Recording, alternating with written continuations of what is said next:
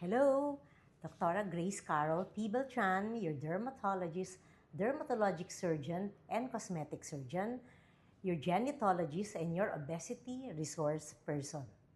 Ang topic pa rin po natin ngayon ay yung part 2 ng gadget na sinasabi ko, yung transcutaneous vagus nerve stimulation. Okay? To be specific, transcutaneous auricular vagus nerve stimulation. Para po maintindihan po ninyo ang ating topic na ito, gusto ko munang explain sa inyo ano ba yung vagus nerve.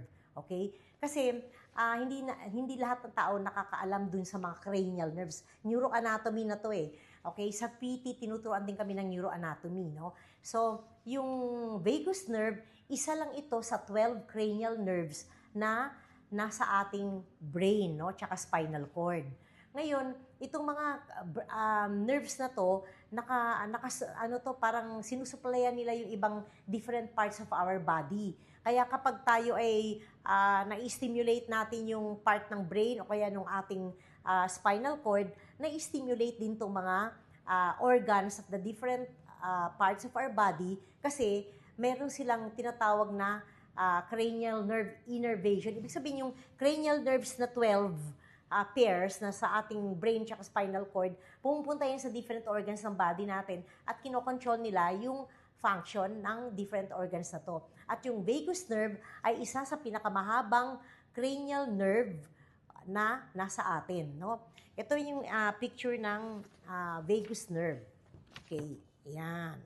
Okay, vagus cranial nerve. So, nandito siya, ito siya, itong pinakahuli. Yan. Kung nakikita nyo, meron tayong ini-stimulate niya yung heart, yung lungs, yung liver, gallbladder, stomach, spleen, pancreas, large and small intestine, rectum, kidney, bladder, yung ating genital organ, at saka yung ating uterus and ovary. No? Ngayon, since ito yung pinakamahaba, mas marami siyang naapektuhan. No? Kaya kapag in-stimulate mo yung vagus nerve, na-stimulate din tong different organs. Pero may specific stimulation ang bawat cranial nerve, no? Ang sa vagus nerve parasympathetic kasi meron tayong dalawang yung autonomic nervous system. Yung autonomic nervous system natin, ito yung nagdi-determine whether tayo ba ay magfa-flight or flight or to fight, no? Yung ibig sabihin, yung parasympathetic, ito yung kumakalma sa ating katawan, no?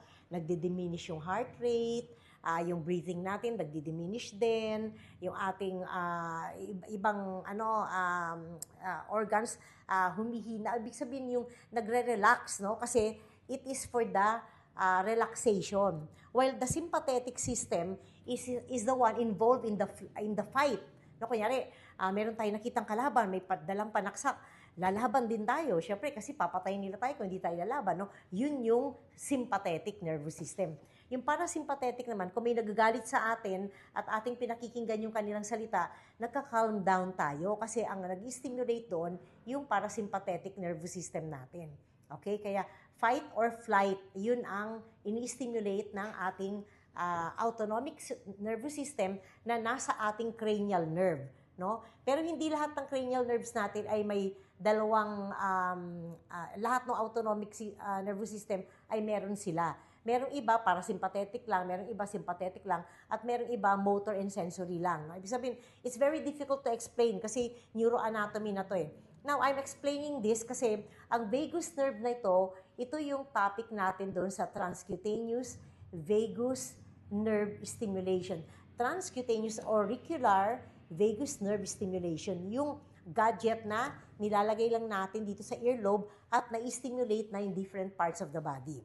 Okay, so, nung first topic na mention ko yung mga different effects niya, no? Ngayon, isahin natin yung effect ng gadget na to para mas maintindihan ninyo kung para saan ba siya ginagamit. Okay? So, if you have any questions, just please call my numbers or please like, follow, and share my account.